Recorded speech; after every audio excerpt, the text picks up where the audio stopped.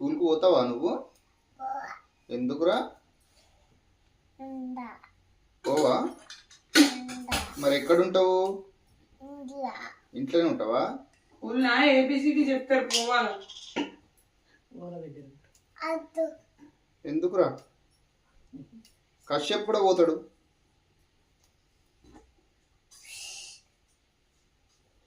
కశ్యపు నువ్వు ఇద్దరు కలిసి స్కూల్కి పోవాలా?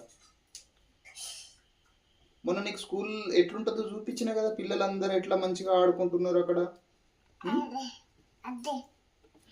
ఎందుకు అట్లా? ఓ పొద్దుగల లేచి పొద్దున అక్కను తీసుకుపోయేటప్పుడు నిన్ను కూడా తీసుకుపోతాము. ఎందుకు నోను? మరి నువ్వు ఎక్కడ ఉంటావు? ఇంట్లో వాళ్ళు ఉంటారు.